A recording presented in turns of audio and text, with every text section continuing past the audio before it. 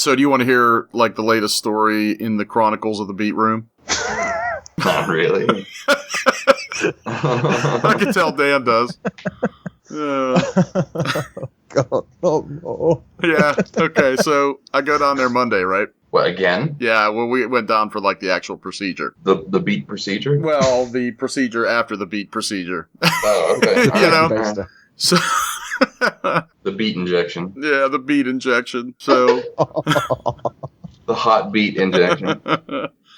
So, I go back, right, you know, to the old paper-thin wall beat room, and I get back in there, and I'm looking around, like, it was like a different room this time. It was still joined and stuff, but I look down, and I look there, and there's, like, instructions on what to do, and I'm sitting there thinking, okay, have I been doing it wrong this whole time?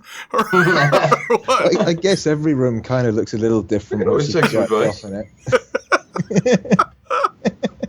So I'm looking around, and it kind of says, wash your hands and yourself, you know, thoroughly as to not contaminate the specimen cup, right? The whole specimen. Good advice. It is probably good advice. So I look around. You're about to violate it. I know. I look at this sink, and it has like one of those big like gooseneck spigots on it, you know?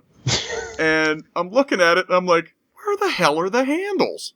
How do you turn this thing on? So I'm looking at it. I remember this. And I'm kind of like running my hands underneath because I figure there's a sensor, and it's not doing anything. And here, I feel like the guy like trying to fit a square peg in a round hole, you know? You know what I mean? Like I feel like an idiot because I can't turn a simple sink on. And here, it's controlled by pedals. Yeah, I've been to a place where they've had like a button you press. Oh, You know, God. gum up the works. Right? You know what the worst part is? The worst part is when you step on the pedal. I stepped on the hot pedal, and the pipe shutters in the wall goes, oh, and it's banging off the inside wall. You and the room. Yeah, I know. Oh, God. So it's like, yeah, they know exactly how long it took you, how, you know, to be out. But there's probably someone in there running a book. There may very well be. And then to add insult to injury, I walk out into the waiting room after I'm finished, and Lisa says, "Way to go, champ! You lasted a little longer this time." Draw your sword, knock your arrows, and ready your spellbook. It's time for another episode of The Gamesmen. What role will you play?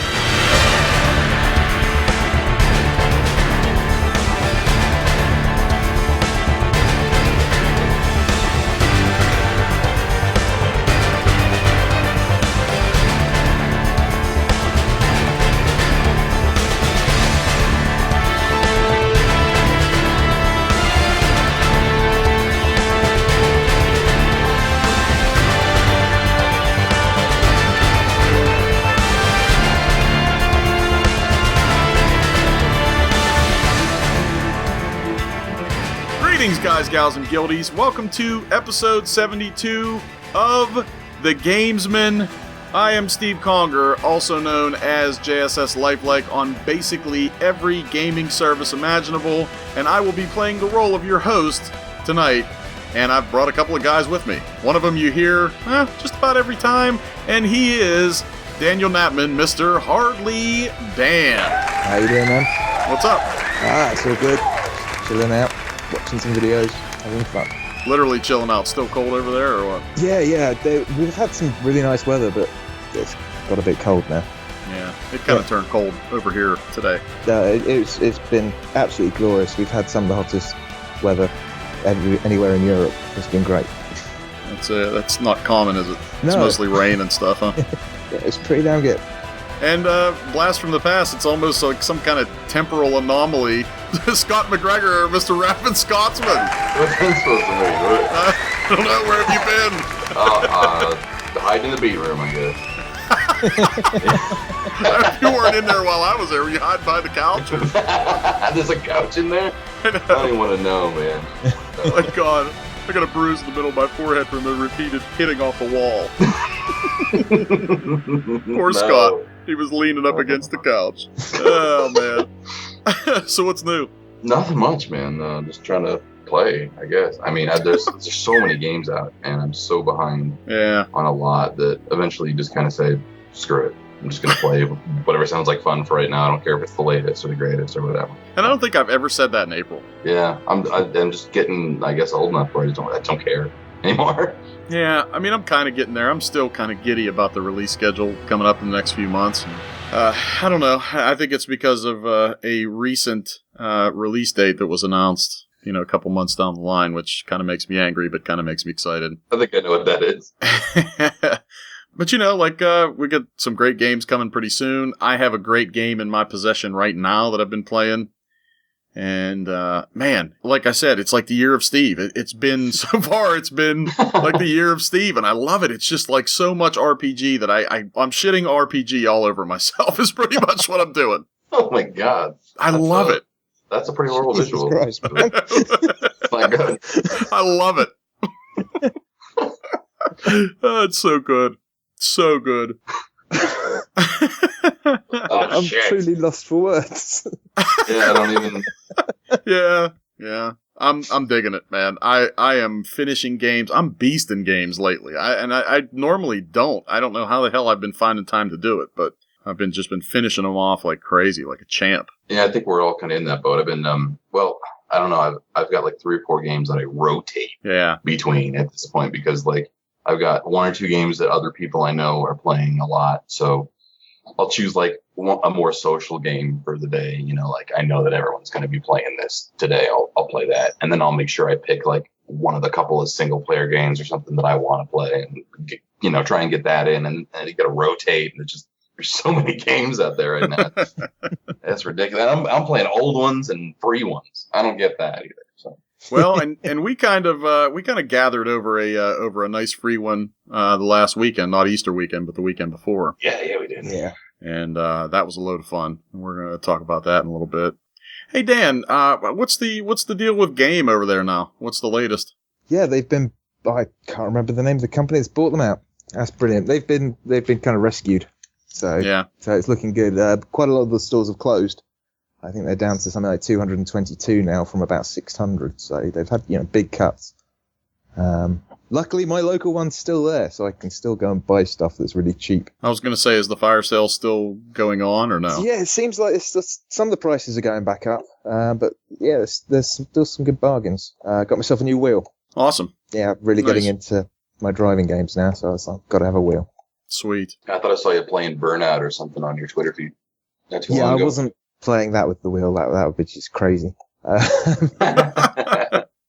Yeah, they're turning off the servers in a couple of days' time for Burnout Revenge. So I've been getting some Burnout Revenge in. How long is it now? I think it's 3 days, maybe, possibly 2. Oh man. Yeah. God, it's going to be like you losing your best friend. Yeah. So obviously, by the time the show goes out, they'll be off. That is kind of sad. I Yeah. mean, but I guess what year did that come out? Ooh, which version? I've been playing. I played it since the 360, since the old Xbox. Yeah. So I guess I've been playing it pretty solidly since I can't find a date on this disc.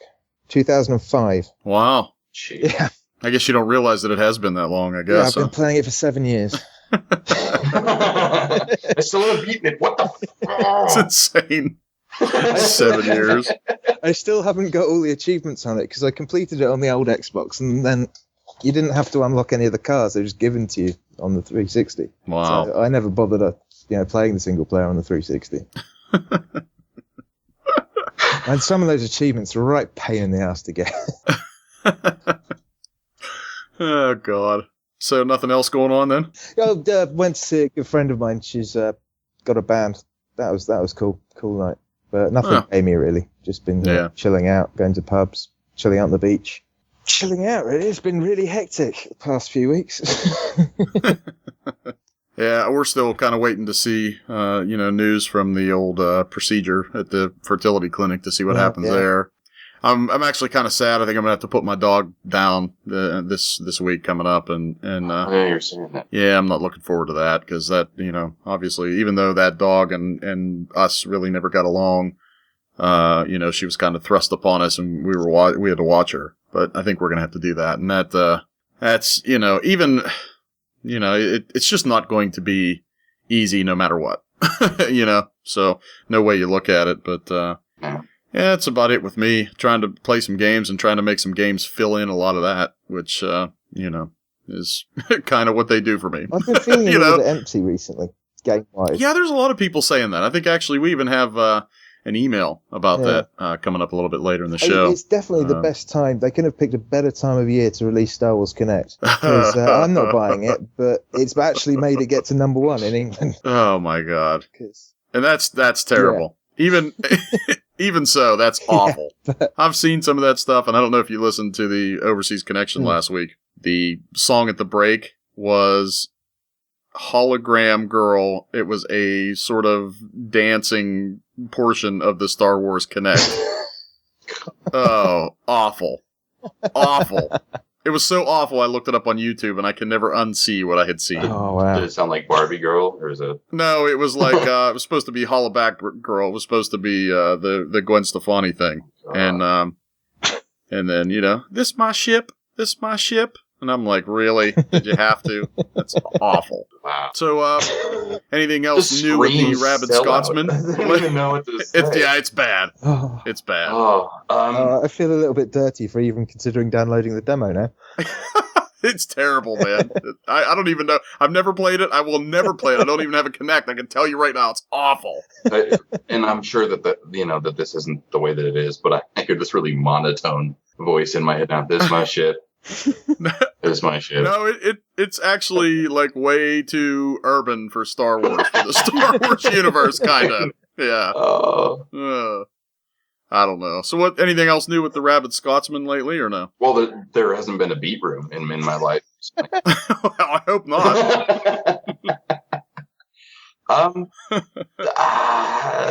Nothing really, I guess. I mean, just we've got a little bit of a growing community over at Rabid Gaming, which is basically a TeamSpeak, and that's it. Yeah. I mean, we broadcast us playing sometimes and stuff, but I haven't really had time to like sit down and get all that organized and going. So, but yeah, we're every day we've just been on TeamSpeak, hanging out and laughing, as you could tell from that last weekend. Yeah, just laughing about stupid stuff and having fun. Yeah, it was a good time. We'll have to get that address out and everything, because I think there's going to be a little sort of reorganization coming, I think, for everything. So, and I would kind of like Rabid Gaming and some live streaming stuff to become a bigger part of that. So, yeah, we're going to start bringing the noise, as it were, I think, here pretty soon. Yeah, but it'd be nice to get a domain. I've been trying to see if I can get my personal server just as rabidgaming.com or something, so people can just type that into the TeamSpeak and just get dropped right in without having to worry about IPs and all that stuff. So yeah, that kind of sucks. Yeah. All right, so let's talk. Let's get into talking a little bit about what we've been playing.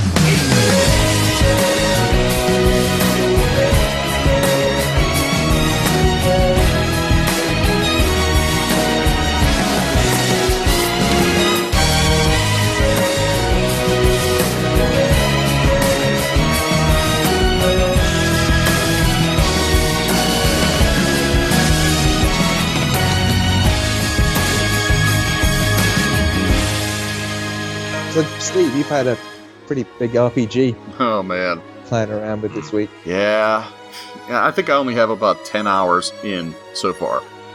on Xenoblade Chronicles. Finally was released in North America.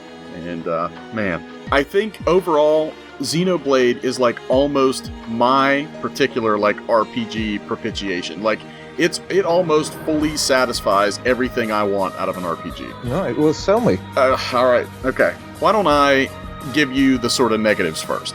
Okay. Let me get the grievances out of the way. And and some of the grievances are totally my fault and they're baggage that I'm bringing in to the game prior to starting it, right? Yeah. So, you know, after Mass Effect 3, I went back and finished Kingdoms of Amalur and went back and finished Final Fantasy 13-2 like the night before Xenoblade come out, right? I sat there, I swear to you, for 3 hours trying to beat the last boss in Final Fantasy 13-2. And Scott, this was right after I hopped off of the TeamSpeak. Yeah. Remember I told you I thought it was at the end? Yep. Well, I was. About 20 times I was at the end, right? And I kept retrying, and finally I just bitched up and put it to set it to easy and finished the game. So as I'm bringing all of that baggage to Xenoblade, the weird thing about the Classic Controller Pro is the button layout.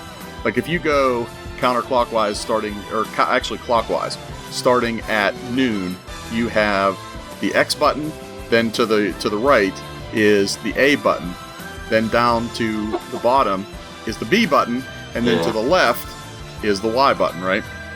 Well, here, the A button is the accept button in Xenoblade, where it was the cancel button on the PlayStation 3, the circle button. Okay? Yeah. And the same for the other two. It's like completely just switched around. I ran into that a lot. It seems like the Final Fantasy setup isn't the norm anymore. No, it was crazy, man. I'm like, why do I pressing the right button? I'm screaming, you know? Like, what am I doing? Like, I thought it was going crazy. So finally I figured it out. And it's just kind of weird. Like, I think it would be different if it were on any other platform. The other thing is the camera itself. Like, you know, you used obviously the other thumbstick, the right thumbstick to rotate the camera, to manipulate the camera. And it's almost like the thing has to like spool up and get the speed, before it gets to moving. And what happens is the C-stick. Yeah. Just I've noticed that too. Yeah, it's weird. Like, so as I'm moving it, the camera is rotating around Shulk, around the main character, and it's almost like it starts, then it gets up to speed, and I can't compensate enough for it, and I overshoot where I want to aim the camera. And I guess that's sort of a minor gripe, I guess, because all you got to do is just move it back a little bit. It's no big deal. But there's that. And it sort of has the last-gen JRPG sort of... And I don't know. See if you guys understand exactly what I'm talking about here. Okay. Like walking 5 paces, stopping, and then walking in places they rotate around to talk to another character. You know what I mean? I'm guessing. I guess that's just like a last gen thing, where their legs just kind of jiggle from the knee down, like alternate. Just no, it was actually like kind of spin. It was actually like walking. You know, just walking as they spin. So it kind of does that. But I mean, like I said, mostly minor gripes. I think the character models look pretty poor. I gotta say, it is on the Wii. Yeah, and that being said, so it is SD still, so you can't really. And on a huge LCD TV, it doesn't help matters any, you know. Yeah, exactly. But the visual can't really hold that against them. Well, but sometimes it's hard. I mean, you know. Yeah, it is. I like to consider myself not a graphics whore, even though I did reinstall The Witcher 2. This morning, and my God. Oh, God. Anyway. All right. So, visual... And then your downstairs room became the beat room. Yeah. All right. Back on track. Visual equipment changes do help, though. Like, there is actual visual equipment changes. So, nice. Yeah, that's nice. You know, individual equipment pieces and things like that. Japanese characters with Cockney voices, that's a little bit jarring, man. I'm sorry. Wait, like as in British accents? Yeah. Like there's this one guy, and here's what they do. This is kind of what, like when they're in battle, your other one party member or 2 party members or however many you have, the AI is actually really good. but they chatter a lot during battle. And there's the one guy, the guy that you get like right off the bat, like your best buddy. Yeah. He says, and all the time he says, "What a bunch of jokers!" All the time. What? Yeah, it's like, "What a bunch of jokers!" So, all the time. Like so characters are popping on screen, looking like they should be going. And kinda. I mean, and you're hearing. That's not right. David Moore. They're just kind of they're sort of Japanesely designed. It's not like anime-ish, okay. I guess. Okay. But but like it's kind of crazy. So I figured I'll switch the language track back to Japanese. You know what I mean? And maybe I'll just play it with subtitles. And as cool as that was, they sounded a lot more mature and they sounded a lot more badass. But man, I couldn't take it. I had to switch it back. Really? Yeah. Stop reading. Wait, no. What about? Oh, it was just the reading that you didn't want to do, or no, it wasn't. The reading I didn't care about too much. It was just the fact of they're so chatty in battle, like I said, and it's just all the time. You know, and it's crazy. I mean, it's a beautiful language, and don't get me wrong there, but yeah, if I had to hear it constantly and had no idea what they were saying, it doesn't matter what the subtitles popping up all the time, even though you're not paying attention to them. Yeah, I mean, I have subtitles on even when I'm playing it in English. Yeah, but it is kind of funny that there are some sort of localization issues where if it was over here, it would say art learned, like one of the arts, the skills are called arts, right? So, but instead it says art learnt with a T on the end. Huh. So yeah, it's kind of odd. It's a little bit jarring for somebody in America to have like a European localization. You know? I kind of imagine it's kind of like for an English person watching Dick Van Dyke do that god awful Cockney impression. It probably is. It probably is. Yeah. Combat. The combat is sort of a blend of positional and sort of action-oriented, but it's still menu-driven. And I think they've really achieved a nice, like I said, blend of turn-based RPG, sort of, even though there really is no turn-basing. But, see, it's odd, because your left thumb has to not only manipulate and maneuver your character to flank, but also you have to use the D-pad to select your skills at the bottom, left and right. And it's sort of reminiscent of MMO combat to where you have cooldowns and recharges and all that kind of stuff and skills that stack. So, like, one of the skills would be break, and once you break their defense, then another character can topple them, which lays them on their back and they're stunned for a while. So, they have a lot of neat little nuances to the combat. And like, two of those are the sort of QTEs, like there are quick time events. When you initiate a battle, there's a ring in the middle of the screen around the B button, and a larger ring that sort of comes in from the outer edges of the screen, and whenever that overlaps is when you're supposed to hit the B button. You get a little boost at the beginning of battle. So in the middle of battle, you may dodge, or a character may dodge or something, and the prompt comes up again, which bolsters everyone. So there's that. You can encourage them during battle, and that sort of leads into the relationships which you can form with your party members in and out of battle. So while you're in battle, you can do all this stuff. It's fantastic. But also, once you get the Monado, once you get the sword, it can let you see the future. So right in the middle of battle will stop. You'll have a future vision of what's going to happen and a move that's going to kill one of your team members, and you can totally go into your Monado arts and choose one that'll cast a barrier around everybody, thus negating their death. Whoa. It's really cool, man. I'm telling you, it is. That's pretty cool. It's neat. It is super neat. One of the most, I think, intriguing battle systems in a long time, especially in a JRPG, in a genre that has become fairly stagnant as far as battle goes. But in the relationships, there are relationships that are like inter-party, like I said, but also inter-NPC. So when you go into an area, there's this huge relationship like flowchart. And as you talk to people, they're placed on the chart, and some of them are linked to other people, and by doing quests and by talking to people and things like that, you can affect the relationships they have with other people and with you. And it's, I tell you what, there is a ton to this game. It's insane. It absolutely blows my mind that Monolith Soft made this sort of like super intense like JRPG on the Wii. That's the way it used to be. It's the way it should be still. Yeah. A lot of RPGs, not just JRPGs, but MMORPGs and single player RPGs and all that they've been dumbed down so much lately to just get everyone into them, I guess, or kind of cater to everybody. I don't know. Well, I'm telling you right now, this is a kick in the teeth. If you're used to streamlining, this game is anything but streamlined, believe me. Like, each of your arts has like 10 levels. So you're not only leveling up your arts, you have 3 passive skill trees that you can select, and each of them have a different focus. So each of your characters, I could play the game and you could play the game, and our passive skill trees, we could completely go a different way for the first 20 hours or something like that in character growth, which is really neat. Nice. Yeah. So, and then going back to the relationships, once you learn passives, you can then link your passives to one of your other party members' passives, and then the skills are even that much more effective. Wow. I'm telling you, it is deep. The equipment menu, like, it's so deep, the equipment menu is, like, needlessly nested within another menu.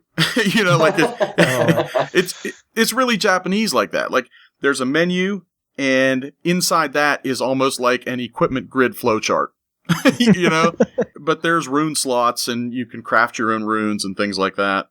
And then even after that, there's a collectopedia. Like, you can collect just like natural resources and put them into this book. And as you fill up slots in this book, you're rewarded more equipment, more runes. I'm telling you, it's mind blowing. And it is, I'm telling you right now, best orchestrated soundtrack since Skyrim. Cool. Wow, really? They put that much work into it? Yes. And I think it is totally up there with Skyrim, Portal 2, Bastion, games like that. You're making me want to buy a Wii. I'm telling you, this one might be worth it. if you can get one relatively cheap. Yeah, well, I could have gone for 40 quid the other day. Ah, you bastard. I wonder if they're still that cheap at game. Oh, and here's the thing. This is the thing that really makes me mad. It's a shame that this game comes out at the end of the life cycle, pretty much.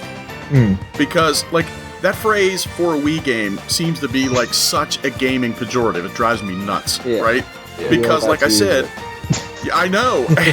But Monolith sort of had this idea in their head and this anthem of, regardless of hardware, we're going to make a hardcore JRPG.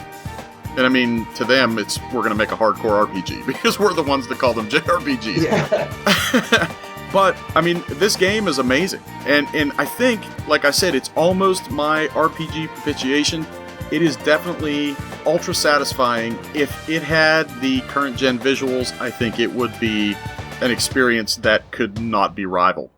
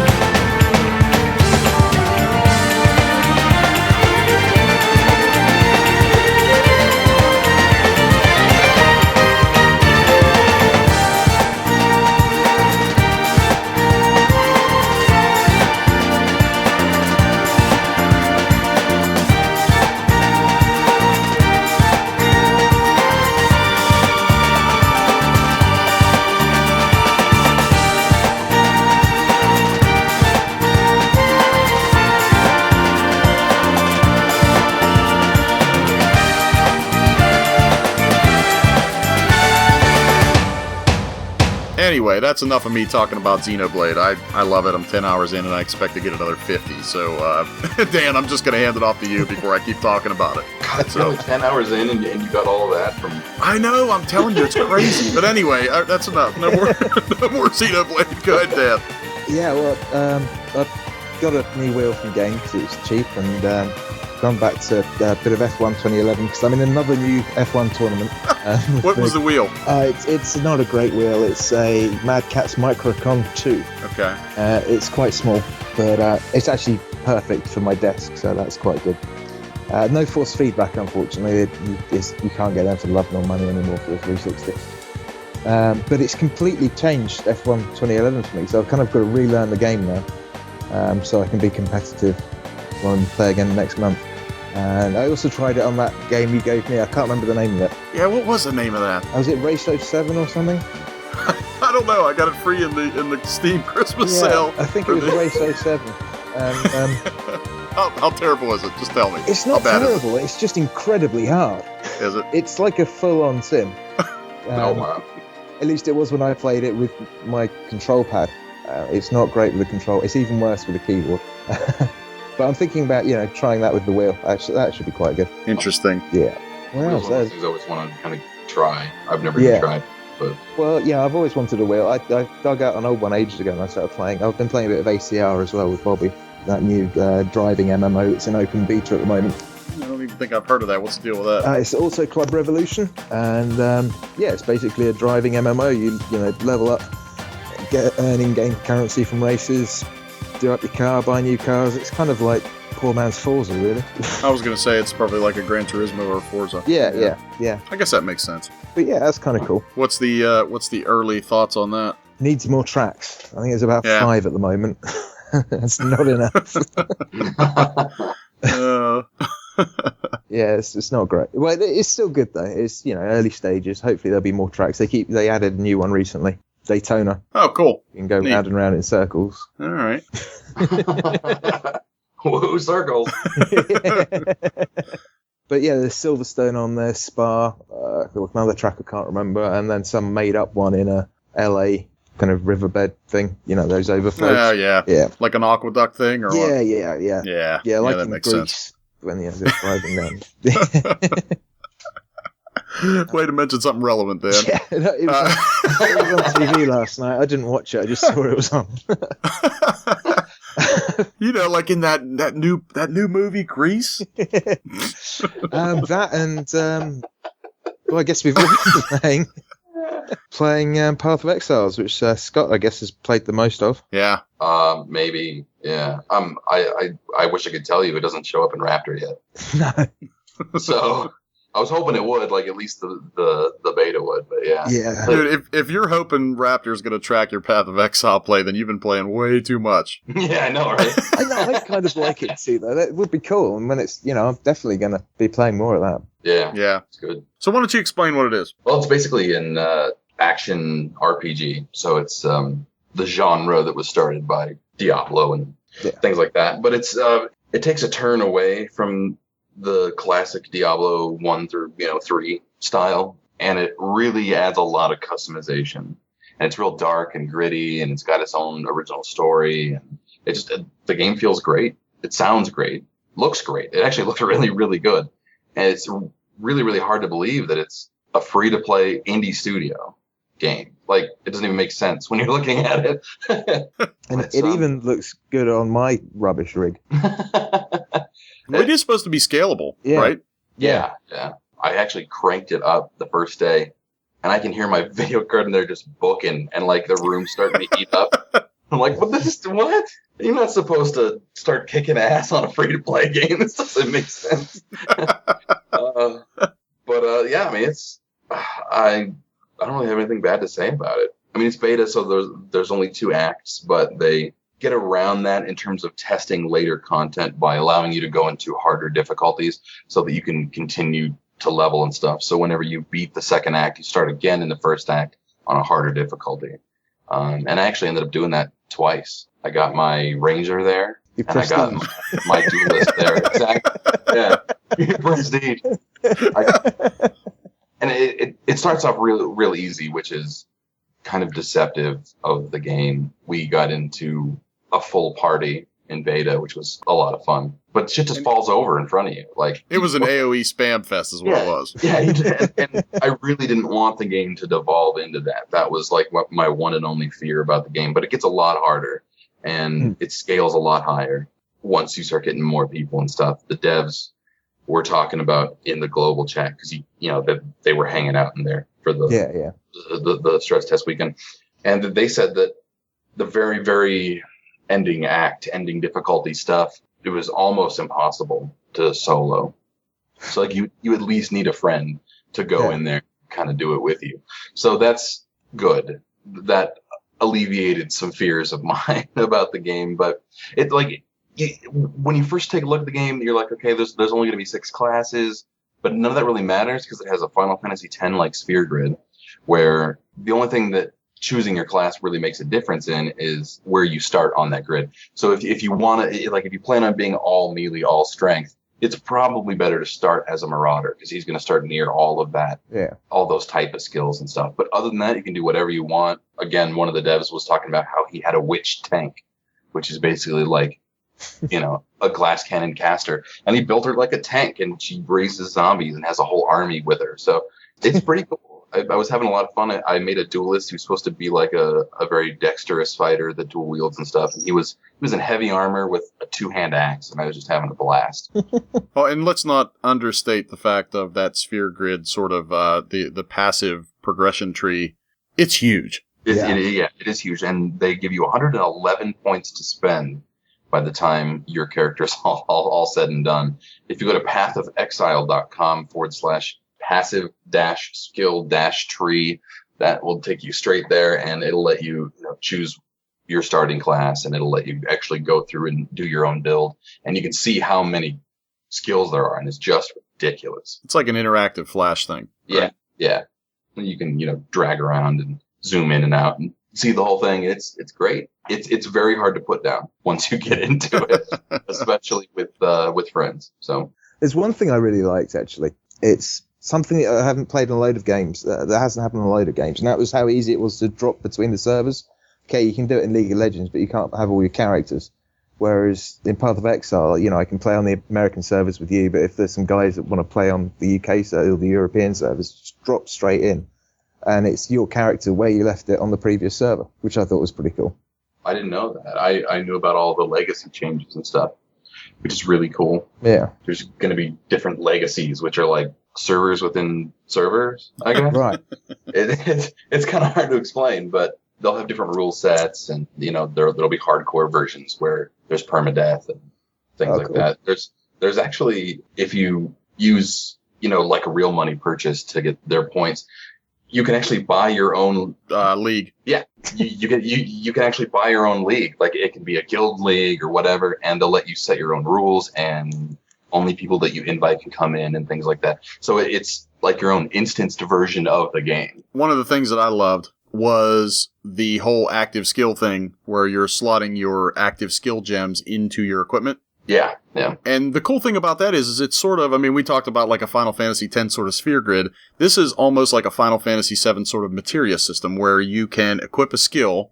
Like, let's say you have a cleave skill that will attack, in an arc or whatever. Yeah. Later on, you could get, say, a lightning gem, and that's what color are those? Those are like blue gems because they're based on magic, correct? I think that one's green. Is it green? Well, no, green is cold. I think fire is red. So yeah, it's probably blue for lightning. Yeah, it's probably blue. So then you would slot that if you have a piece of equipment that has 2. Hey, cat.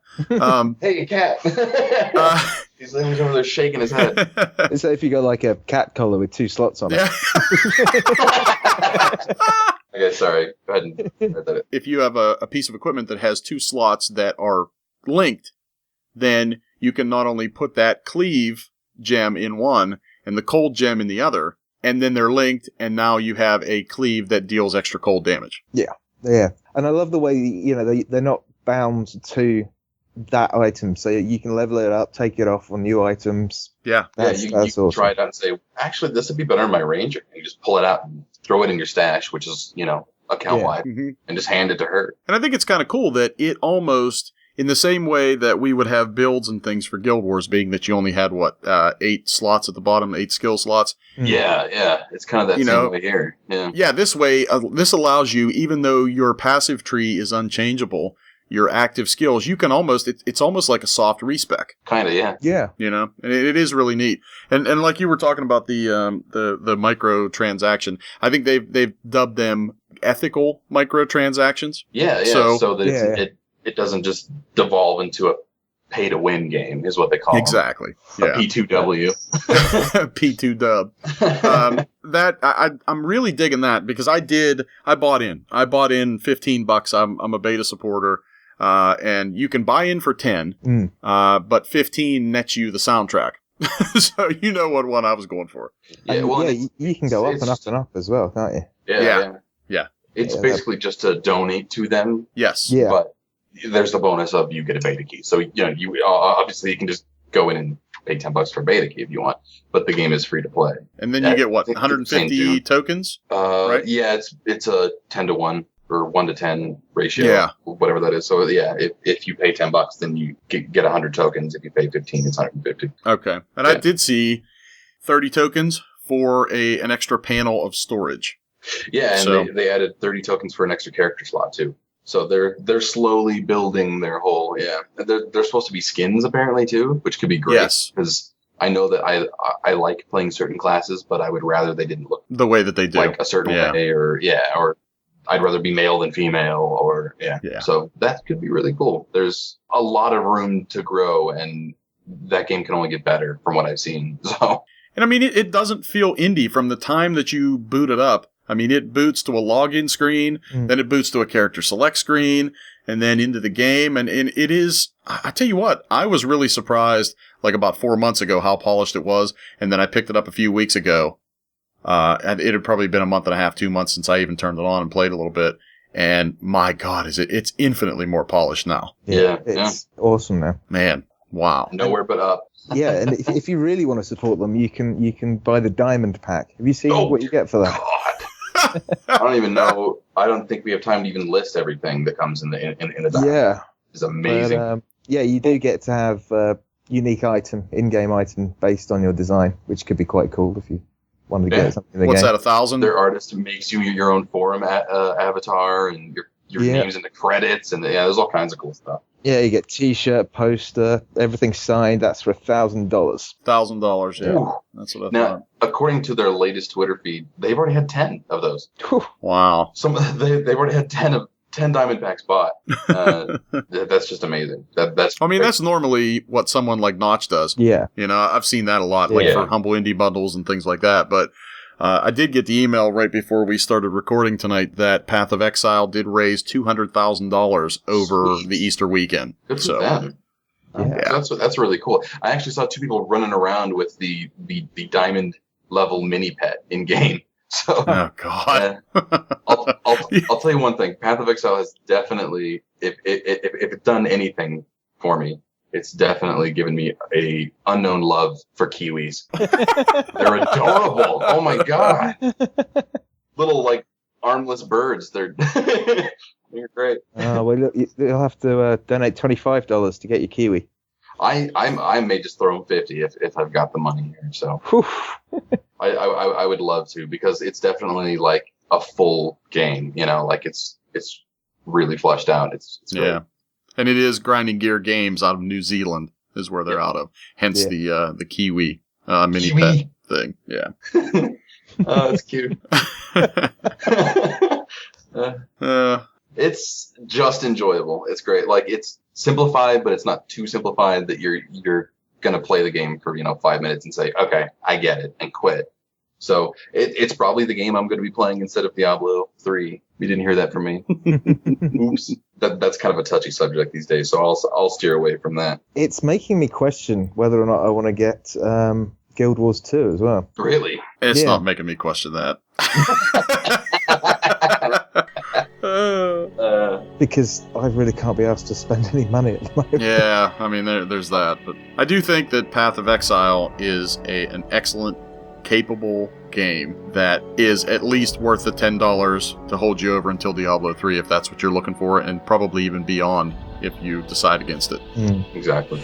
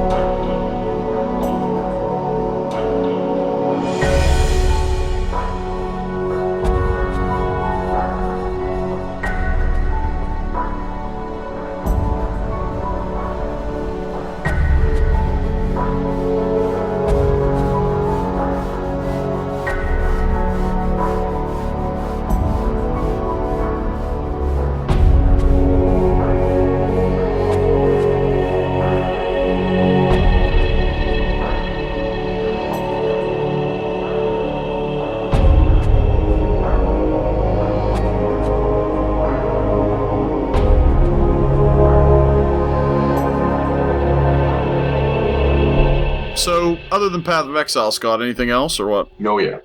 Really? Let's start with A. No. Wow. Well, it seems I can't get away from League of Legends. I've always got someone that drags me in at least once or twice a week and says, "Hey, you want to play a rage-inducing game of League?" I always go, "Yeah, I guess I do." So I got a few hours in on that this week. I've been getting back in StarCraft 2, which has been a lot of fun. I'm kind of back up to my previous glory, which isn't all that glorious, but it's a lot of fun at least. We tried a bunch of free MMOs and stuff. Also, we tried Alids Online, and it's nice because it's not like real cookie cutter. It's real hard to get into. You're completely lost at first, which is nice actually. It's refreshing because I've played a lot of MMOs, and eventually they're just so dumbed down that you know how to get from level 1 to whatever quickly, and you understand the whole game, and it's like you've already beaten it by the time you've started playing. But with this one, there's a huge learning curve. So we had some fun with that for a while. I think 43 hours or something crazy like that. I don't know. A lot. I just recently got into Age of Empires Online. Oh, yeah. PC. I played the beta on that. It was good. Yeah, it's surprisingly good. It's I've put quite a few hours into it this week, too. I'm not really sure how many. It doesn't want to tell me. 11 so far, I guess.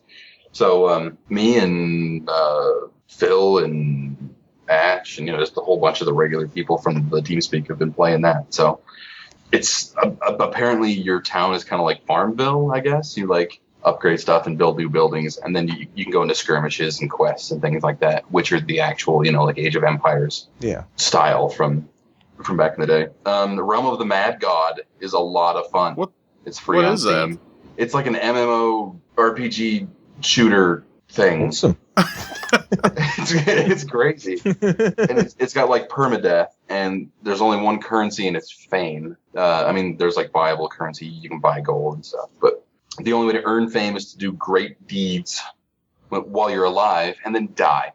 And when you die, permadeath, obviously, and then your fame is given to your account, and then that hero's predecessor, you're allowed to make him. And then so you start again at level 1, and it sounds tedious, and it sounds like, oh god, that's no fun. I don't want to, I don't want to keep dying over and over again. But I've died like 30 times. I'm having a great time playing it. You just kind of have to change your mindset a little bit to get into it, but it's a lot of fun, actually. God, millions of people do that in Infinity Blade all the time. Yeah. I'd like the sound of that. I'm logging it now and navigating back out. Like, you can play it in the browser, if you're at the library or something, you just want to go play that, you can do that. Their website has an FAQ when you first log in. It says, like, welcome Steam users, and that's worth reading because you're a little lost at first, but yeah, that's definitely worth reading. Got back into Dungeons of Dread more. I can't help it. I have to go back and play that every once in a while because it's just a great game. It's hilarious. And I think I've gotten as far as I've ever gotten and still haven't died yet, finally. I'm so tired of seeing level 1 and 2 in that dungeon. I think that's about it. And I've just been kind of having to switch between them because everybody wants to play something different. Yeah. So. All right. Well, why don't we do a little bit of community correspondence? Well, we got an email here from CP Matthews, by the look of it. He says, what's up, Gamesmen? I have been a bit of a gaming funk lately. With Mass Effect 3 and Kingdoms of Amalur done, there isn't much I'm really interested in playing right now, at least on the consoles. Perhaps it's time to dig into the pile of shame and finish off some old games I haven't played yet. Well, we've just mentioned some really good PC games. Yeah, we just listed them. Yeah. I say to that, $10 for Path of Exile, or see, I don't even know if he has a Wii, because I'm telling you, there's some Xenoblade to get into, man. Big time. Just wait a week, and there'll be a game. It's all those big budget AAAs, man. Just get away from those for a little while, Chill out. Have some fun. I don't know, man. There's only a week left. There's going to be a really big game on the 360, so just hang in there. We're going to talk about that in a few minutes. That's true.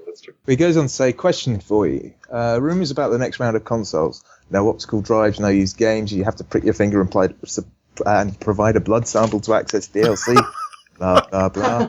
I'm sure most of it is bullshit, but the one rumour that does have me concerned is that the next gen of consoles won't have any backwards compatibility. The launch library for new consoles is usually either limited or just plain crappy as developers figure out the new hardware and continue to develop games for the old system. In fact, the first 5 games I played on my 360 were Xbox titles. So if this turns out to be true, how will it affect your purchase timeline for the PS720U? So I guess this is sort of pointed at me, I guess, firmly. Sure. Well, no, I'm a somewhat former 360 player myself. I haven't touched it lately, but I'll be picking up the new Xbox, I imagine. Yeah, I think once my rig starts to kind of fall behind the times, it'll be easier just to start buying the new Xbox games instead. Yeah. To not have to worry about how it runs and all that stuff. But that'll be a while, so I don't know. I guess it depends a lot on the game lineup too. I'm hoping there's a lot more cross-platform stuff with games for Windows Live and all that. Yeah. See, for me, I know that the Wii U is probably going to be a day one purchase for me. And I didn't think so, but I'm really starting to come around to it. And one of the bigger reasons for that is that most of the controllers that I already have support it. Like all of my Wiimotes are still going to work and all of that kind of stuff. As for the other two, I'm not entirely sure. I mean, I waited a good year and a half to buy a PS3, and I look at this now about the rumors of no backward compatibility, and the fact that almost every game on the PlayStation 3 is mandatory install tells me that the PS4 is going to have no compatibility at all. I just don't see it. Why waste time having an AMD CPU, GPU emulate the cell processor?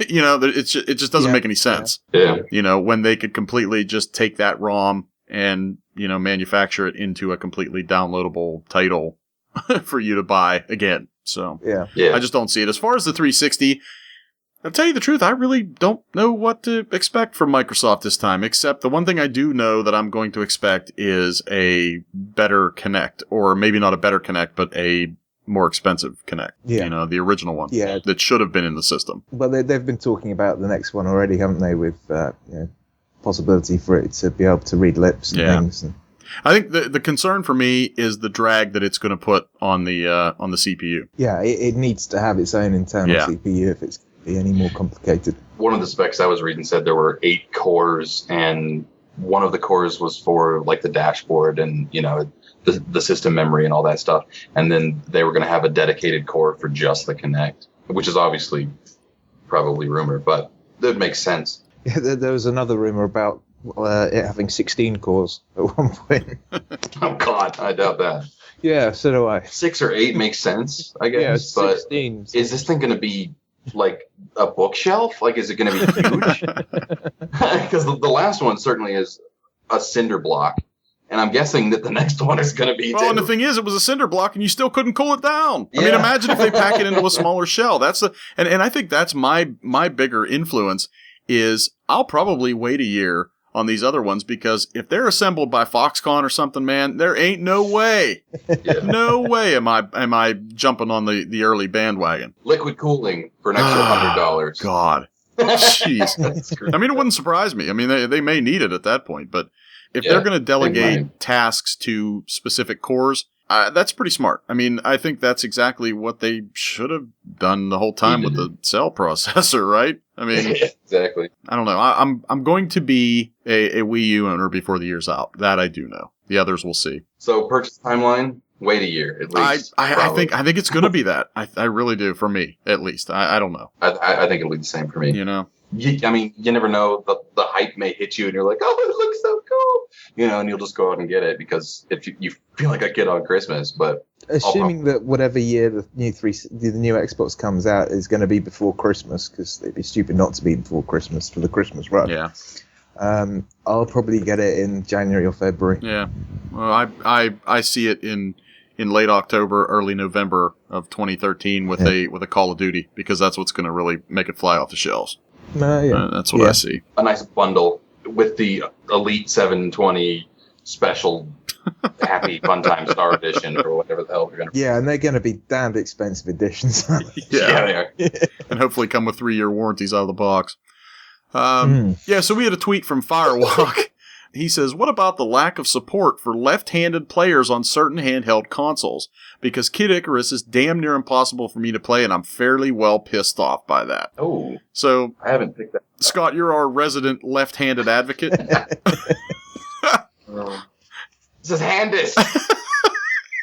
Tired of this crap. No, I don't know. I don't know. Like, I guess, I mean, yes, I am dominant left-handed, but I've been using a computer right-handed since as long as I can remember, because it's a right-handed world. And while I think that they should have left-handed support, it's just lazy for them to not put it in there. Part of us kind of has to get used to it, but I mean, he's making it up sound pretty bad. Like, I don't know.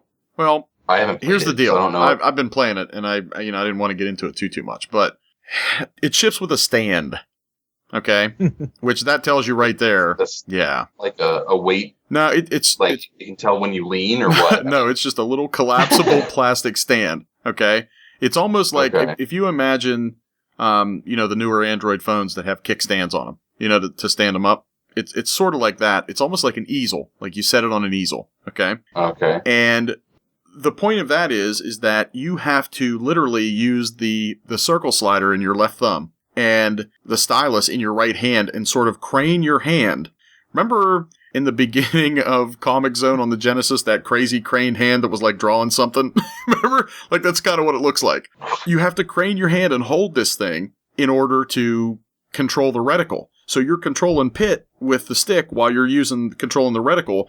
That becomes your second thumbstick. So you have to use the stylus in your right hand? Yes. But you can use it in the left hand only if you have the Circle Pad Pro, that big boat, to set the thing down in. You can use the thumbstick on the Circle Pad, which is awful. Does it work with the stand? Or does it like get in the way of the stand or something stupid? You can't even have it in the stand if you're using the Circle Pad. There's no way. Okay? But here... Okay, this is my one problem with Nintendo's hardware. I'm just going to bring this in here. They don't really seem to think that far forward. No. When it comes to accessories. They just don't. And god damn it, Nintendo. But see, here's the deal. I honestly think that E3 is not going to bring us... for a while I was thinking E3 was going to be, okay, 2 weeks from now, Wii U, you can pick it up in the store. But I don't think that's going to happen now. I think that there is going to be a 3DS XL with 2 thumbsticks, because there's no way that they can fit another circle slider. No. I think, and you know what? I'm telling you right now. You've been doing this Game Boy Color. Like, oh wait, let's upgrade it a little bit, resell it. Like, it's that same thing, but they're using their actual market as the test market for like all of their products. I'm telling you right now, Steve's 3DS will be sold and money will be put down on the 3DS XL. I'm telling you right now. Yeah, but true. Here's the deal. And to Firewalk, I will say, Matt, listen, you, sir, are playing it wrong. Oh. And you're not the only one that's wrong. Nintendo shipped it wrong. There's one way to play this.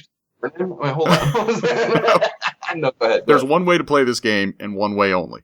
And Steve here was thinking ahead. Steve was using his head. Okay?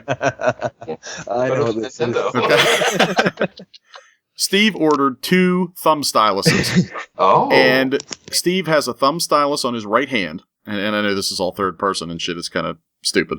But Steve controls Pit with his left thumb. And Steve controls the reticle with his thumb stylus. And I have remapped the fire button from the L shoulder button to the R. So with the same hand that I'm using the reticle, I'm holding down the fire button as I'm playing. And it has made the game infinitely more enjoyable for me. All right. Infinitely. Okay, so that's kind of a self-workaround for the left-handed. And they cost you all of 84 cents a piece. Okay? I'm telling you, they're fantastic. That's the way to do it. Any self-respecting, resistive touchscreen owner should have a thumb stylus. So, bang. I'm trying to write right-handed, which is essentially what you're trying to do with that stylus. Yeah. When you've been writing left-handed your whole life, is obviously, and vice versa, is really freaking hard. Yeah. But yeah, with the thumb, it wouldn't be all that bad. It would be just like another thumbstick. It's the same thing. So. Well, I guess I'll just say I'm still with you, buddy. I still think that there should be a little bit more left-handed support out there for us. But at least you've got kind of a workaround, and let us know how it works. Yeah, and I'm telling you, they should have just junked the stand and shipped it with a thumb stylus. That would have been perfect. That's all they needed to do. They had one on the DS. They should have had one on the 3DS. So, plain and simple. That's probably... But, it's worth mentioning it's not just lack of support for handheld consoles, it's every single system. Yeah, you're right. Except PC and mouse. Yeah. Keyboard and mouse. Yeah.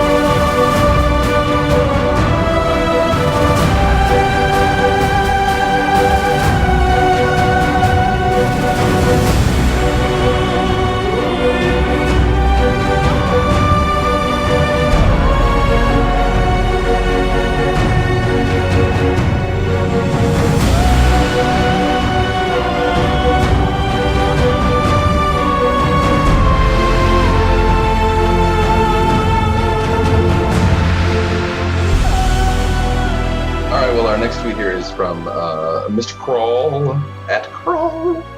With stagnation of games, aka lack of new IPs, mid-tier studios being shuttered, Sega, THQ, etc., is there room for a mid-tier game? Also, thoughts on the next generation of game consoles, locking games to your PSN XBLA account as one-time use, like PCs, no used games. Yeah. Oh, okay.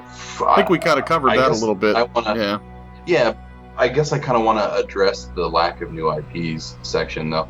It's not necessarily that there are lack of ideas out there, because there are definitely newer companies and lower tiered companies and free-to-play companies and stuff like that are pumping out original IPs. It's just everything's kind of been done. So when you try to do something new, generally it ends up just kind of being cheesy. Now, I'm not saying that as a cop-out. There should be new IPs out there that are inventive and really dig into, but it seems like people are at least kind of migrating that way, or at least trying to help the industry go that way. But they're just not easily recognized. You wouldn't just, glance on a shelf and go, oh, what's this? Because they're all hidden in Steam somewhere, or you have to Google, new IP free-to-plays or something. But they are out there, so if you're just looking for something different, we kind of covered that early too. Well, I think, I don't know how many times I have to say this. And I know I'm pretty much yelling at the wind. I get this. But there's room. It's going to be good. Oh, no. It's something else. Okay. I wasn't going to say pissing in the wind, but I might as well. So there is room for a mid-tier game. But the problem is there is no room for a mid-tier game with a AAA price tag. Okay? Yeah. Especially in an era when a game comes out at $60 and 2 weeks later, it's $40. Okay? I mean, the thing is, and I think maybe this is a big problem, Sega and THQ, they see themselves to be no less than an Activision than an EA. Maybe you're not. How have your games been selling? Obviously not well. If you can bring some kind of franchise that people have equated to, maybe not AAA, but at least it's in the forefront of their mind, at $40, people are going to leap on that. Isn't it better to sell 700,000 copies at $40 than 250,000 copies at 60? The problem with most AAA titles these days is they're catered to the masses. They want it to be easy enough so that everyone that's going to pick up the game can understand it and play it. They want it to be simple enough. They want it to be engaging enough. You know what I mean?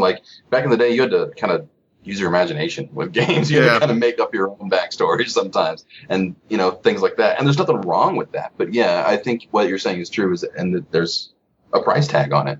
Because like I said, there are a lot of new IP stuff, but they're not going to be the best quality. But you're going to want to play it for the concepts and for the play style, and just that it's fun.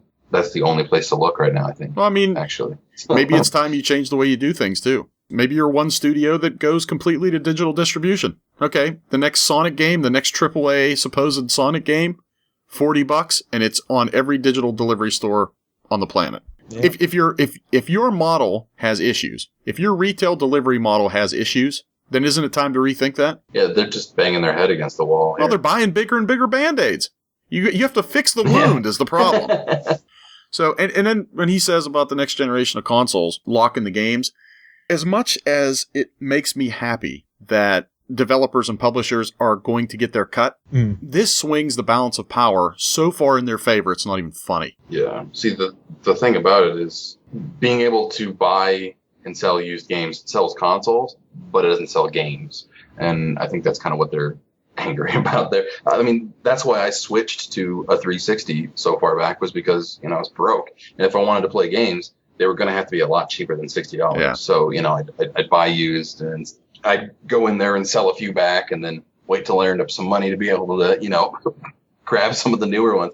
It's just another option of keeping your gaming budget low. Or at least it was. I don't know if it's going to be that way anymore. But I think they'd be stupid, Microsoft and Sony, to do that, because that would, they'd lose sales of the consoles, and that's what they want to do. They want to sell their consoles. They don't mind so much about the games. Well, but I mean, there's no doubt that they've had pressure from publishers. Well, there's no doubt in my mind. But the thing that really scares me is, as much as I don't like GameStop, and okay, it's what have you done for me lately, and they've done something pretty cool for me lately, but okay. The problem is this turns used games from $55 US, Okay, $5 below brand new retail price. Yeah. This drops it down to about $30. And they're no longer used games. They're going to be recycled games. Now you get a $40 game. You pay $30 for it in the store. You go home. You pay $10 to unlock it on your console. Yeah. And it scares the hell out of me. I do not like publisher absolute totalitarian power at all. It's like a $30 demo. Yeah, pretty much. I mean, they're probably going to let you. It'll probably be, when you pop a disc in, if this is indeed true, it'll be almost like being able to download the full game on PSN Plus, and you can play it for 60 minutes, but then it locks it out unless you buy it. So I would guess that that's probably what this is going to be. But like I said, I'm all for having somebody get paid for something that they created. When the 360 came out, there were a lot of things that people were pissed off about too, but eventually we just kind of succumbed to it. And I think that's what Microsoft is good at doing, is pushing that limit just far enough that eventually we'll buy into it, whether we like it or not. Yeah. So yeah, you kind of have to make a personal stand there, I think. Yeah. Because they're going to do whatever they want to do. Yeah.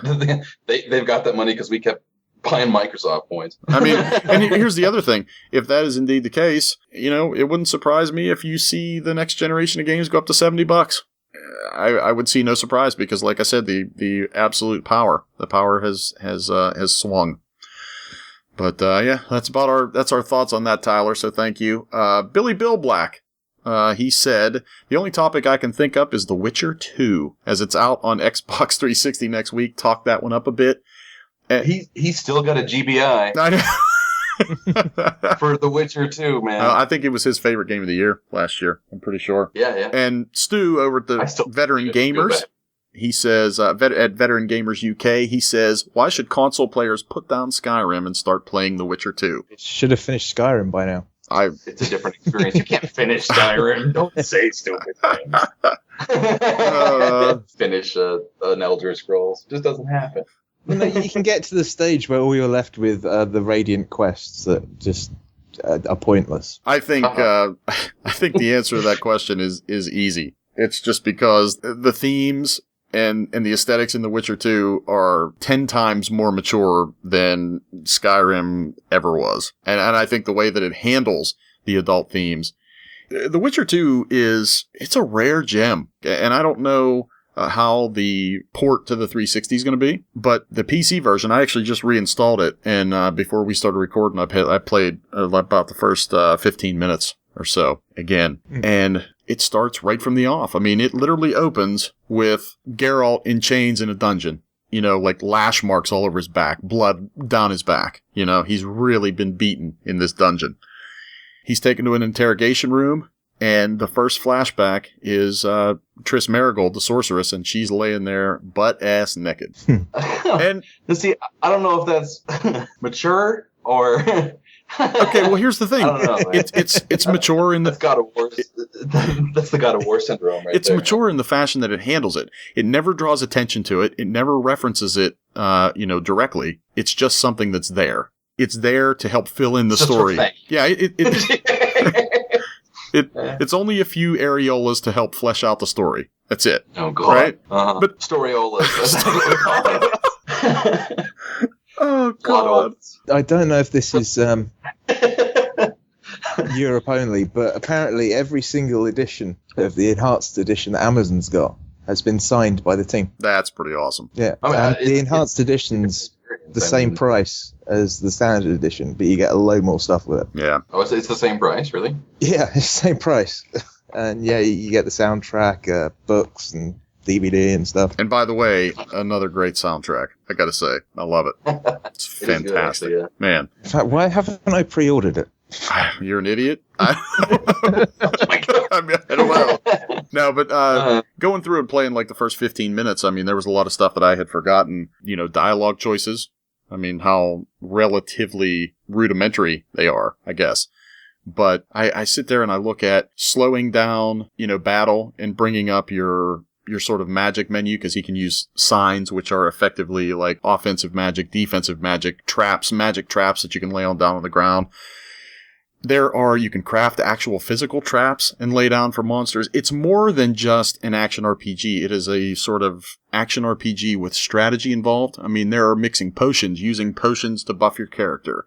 Witchers are badass sons of bitches. I mean, plain and simple. And the premise behind a Witcher, and I don't know, maybe I shouldn't even go into any of that because I don't want to spoil it for anybody. But, Witchers use a steel sword for human opponents and a silver sword for monsters, because that's sort of the way the world works, their world. And the one thing that really amazed me by starting to replay it is, and obviously this is the PC, so I don't know how this is going to be on the 360 because obviously it's been ported down. Everything as far as clothing and equipment, everything has buckles. Everything has fringe. Everything has all of these little deliberate gold inlays and things like that. It's so complex and complicated.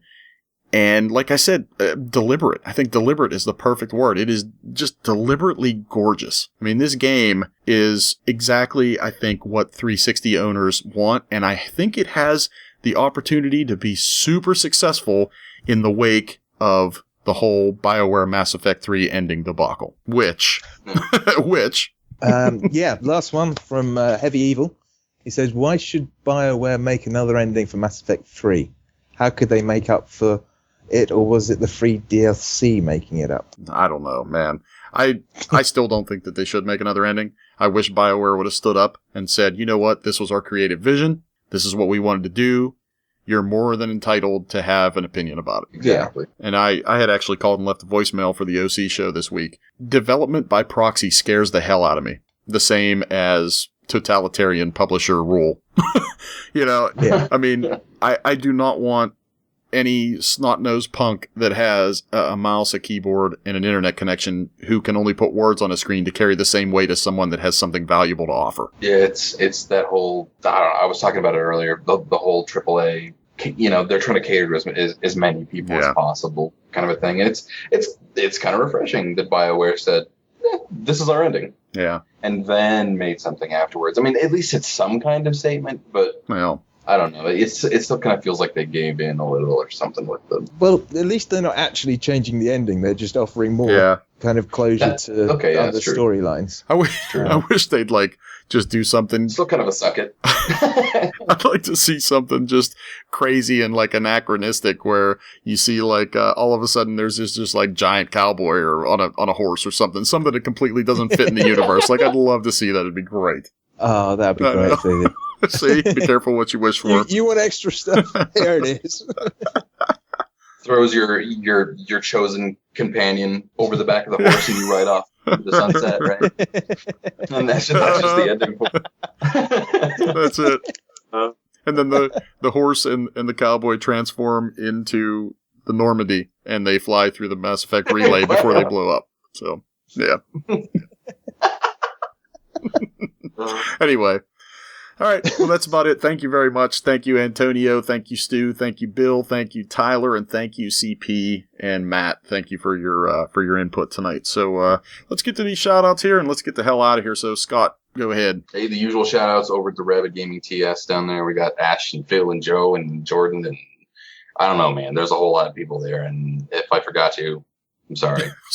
Sorry about your luck. Thanks for shouting me out. Thanks. Appreciate it. I guess.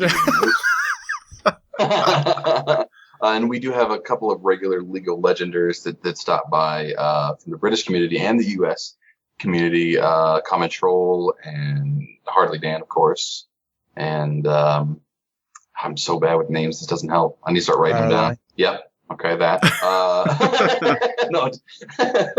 And Velvon and Crusoes, and I don't know. There's a lot lately, so... Thanks for swinging by, and I hope you guys are having fun. Dan. Yeah, just a couple.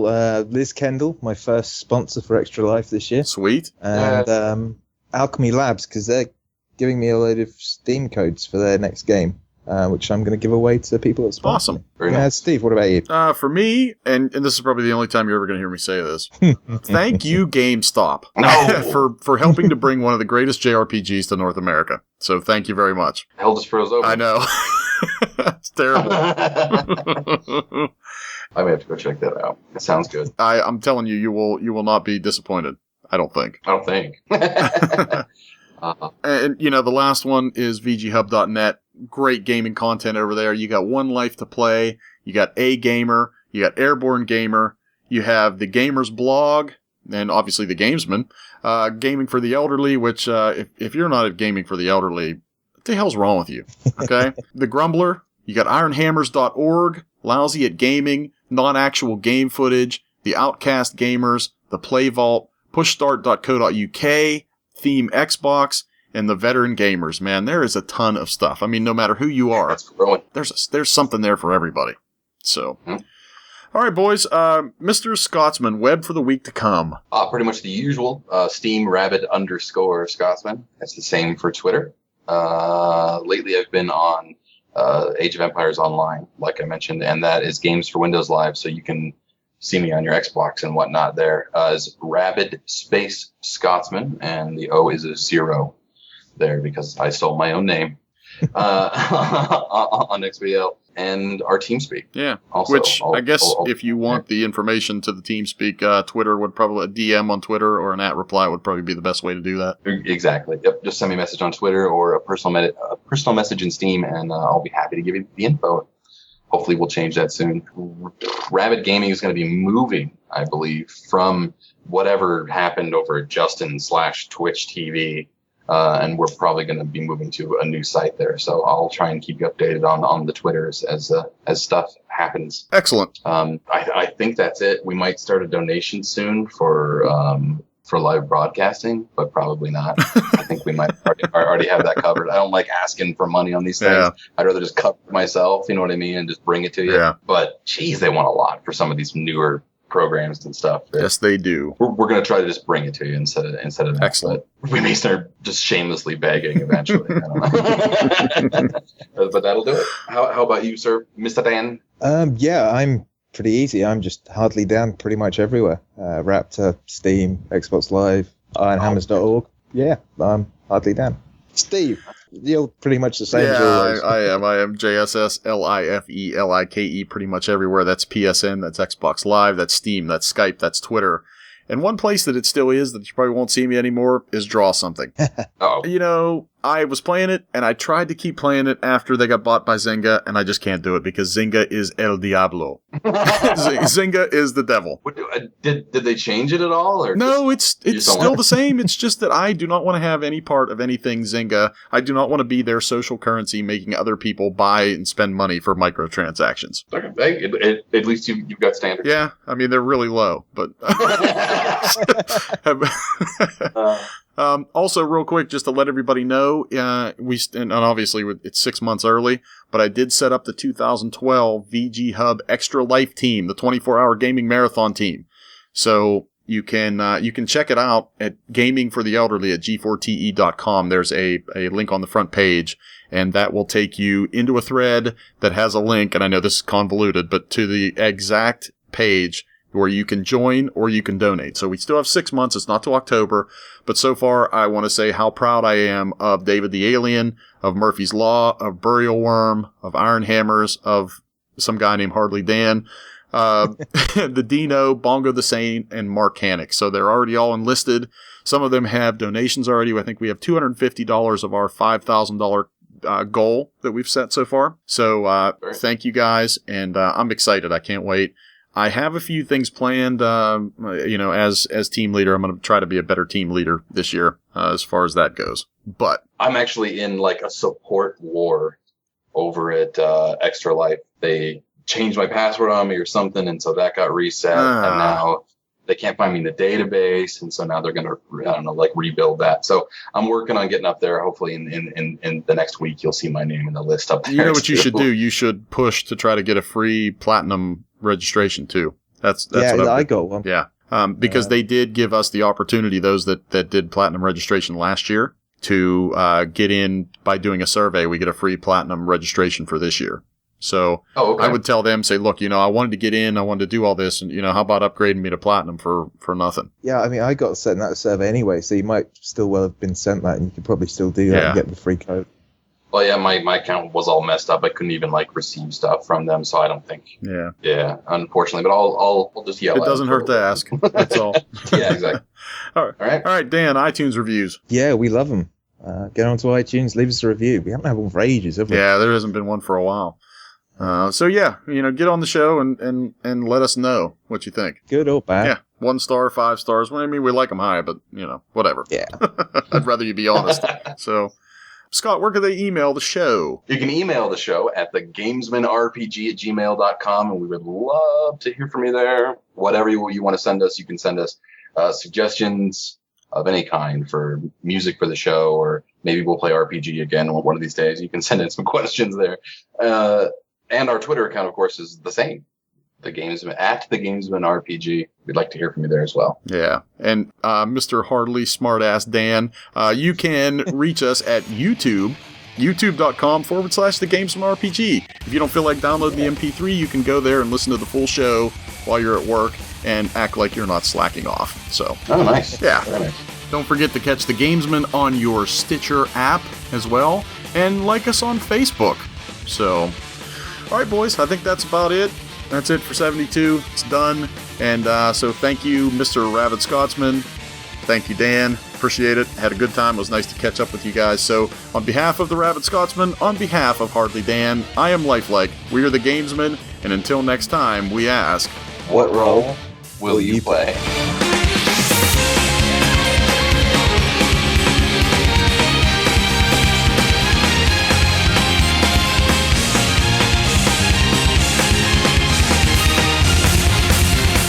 Recording? Yeah, I'm recording. Oh, God. Yeah. Like half asleep. Talking about beating it. Talking about beating it. Do whatever no other gaming podcast does. Steve's wank diary. The Chronicles of the Beat Room.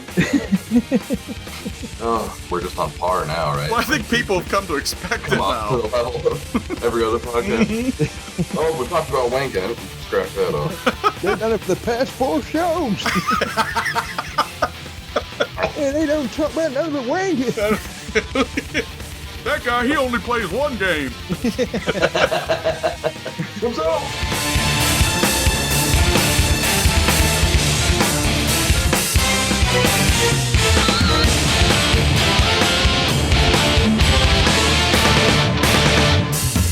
All right.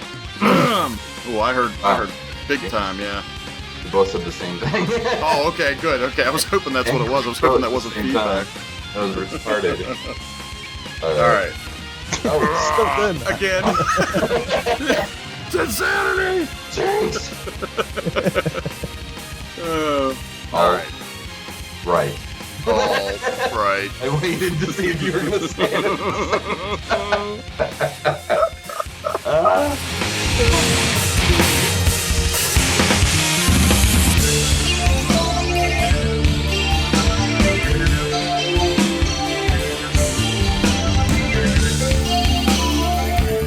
If you go to pathofexile.com/passive, you're going to have to edit that because I just closed the fucking site.